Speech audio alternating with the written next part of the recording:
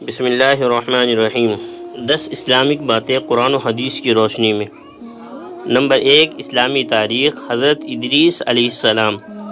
حضرت ادریس علیہ السلام مشہور نبی ہیں۔ وہ حضرت آدم علیہ السلام کی وفات سے تقریباً 100 سال بعد اور حضرت نوح علیہ السلام سے 1000 سال پہلے شہر بابل میں پیدا ہوئے۔ انہوں نے حضرت شیس علیہ السلام سے علم حاصل کیا، علم نجوم، علم حساب، سلائی، ناپ تول، اسلحہ سازی اور فن تحریر و کتابت کے موجد اور بانی حضرت ادریس علیہ السلام ہیں۔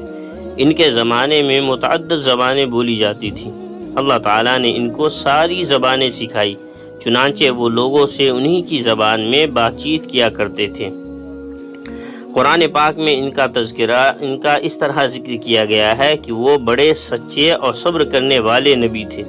ان کو قرب خداوندی کا اونچا مقام عطا کیا گیا تھا۔ مورخین نے آپ کے اخلاق کا تذکرہ اس طرح کیا ہے کہ گفتگو میں سنجیدہ، خاموش طبیعت تھے، چلتے وقت زمین پر نگاہ رکھتے اور بات کرتے وقت شہادت کی انگلی سے بار بار اشارہ فرماتے تھے۔ پوری زندگی دعوت و تبلیغ میں گزار دی۔ نمبر 2، اللہ کی قدرت۔ چاند کے فوائد۔ اللہ تعالیٰ نے ہمارے لیے چاند بنایا۔ وہ ہمیں ٹھنڈی ٹھنڈی روشنی دیتا ہے، جس سے پیڑ پودے، پھول پھل اور دانوں میں رس پیدا ہوتا ہے۔ اللہ تعالیٰ نے اس کی گردش کے لیے منزلیں مقرر کر رکھی ہے۔ وہ ہر روز ایک منزل طے کرتا ہے اور آخر میں گھٹتے گھٹتے کھجور کی پرانی شاخ کی طرح رہ جاتا ہے۔ جہاں چاند کی روشنی اور اس کی گردش سے بے شمار دنیاوی فائدے حاصل ہوتے ہیں، وہیں اس کے ذریعے عبادت اور حج وغیرہ کے اوقات بھی معلوم ہو جاتے ہیں۔ غرض چاند کا روشنی پھیلانا اور اس کا گھٹتے بڑھتے رہنا قدرت خداوندی کی زبردست نشانی ہے۔ نمبر 3، ایک فرض کے بارے میں 5 نمازیں ادا کرنے پر بشارت۔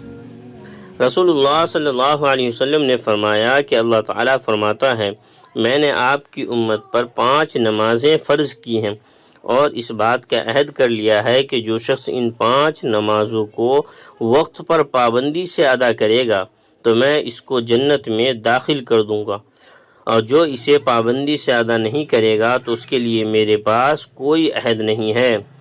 نمبر 4، ایک سنت کے بارے میں گردن کا مسح کرنا۔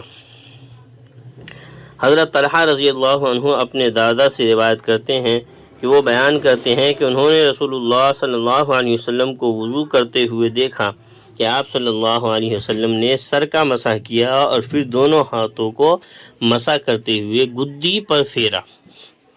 نمبر 5، ایک اہم عمل کی فضیلت۔ ماہ محرم میں روزے کا ثواب۔ رسول اللہ صلی اللہ علیہ وسلم نے فرمایا، جس نے ماہ محرم میں ایک دن کا روزہ رکھا تو اس کو ہر روزے کے بدلے 30 دن کے روزے کا ثواب ملے گا۔ نمبر 6، ایک گناہ کے بارے میں شراب پینا۔ حضرت ابن عمر رضی اللہ عنہ نے فرمایا، اگر کوئی شخص شراب پی کر نشے کی حالت میں مر گیا تو گویا وہ کافر مرا۔ نمبر 7، دنیا کے بارے میں دنیا میں سادگی اختیار کرنا۔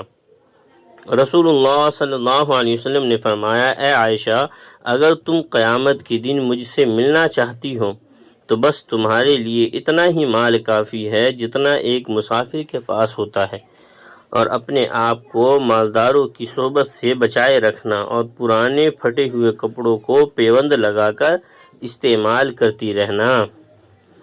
نمبر 8، آخرت کے بارے میں جنت کے پھل۔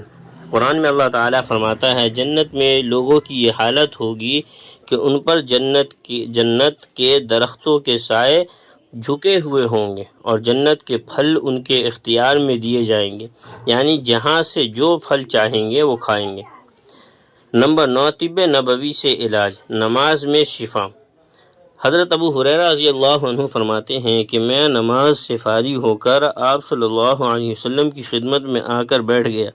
پھر آپ صلی اللہ علیہ وسلم نے میری طرف توجہ فرماتے ہوئے ارشاد فرمایا، کیا تمہارے پیٹ میں درد ہے؟ میں نے کہا، جی ہاں یا رسول اللہ۔ تو آپ صلی اللہ علیہ وسلم نے فرمایا، اٹھو نماز پڑھو کیونکہ نماز میں شفا ہے۔ نمبر نوٹ، نماز اہم ترین عبادت ہونے کے ساتھ ساتھ بہت سی روحانی اور جسمانی بیماریوں کا علاج بھی ہے، اس لیے نماز کو عبادت سمجھ کر ہی ادا کرنا چاہیے۔ نمبر 10، قرآن کی نصیحت۔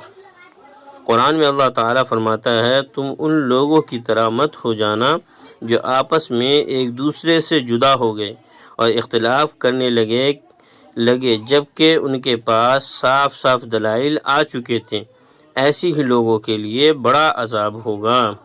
اللہ تعالیٰ ہم سب کو بات سمجھنے کی اور اس پر عمل کرنے کی توفیق عطا فرمائے۔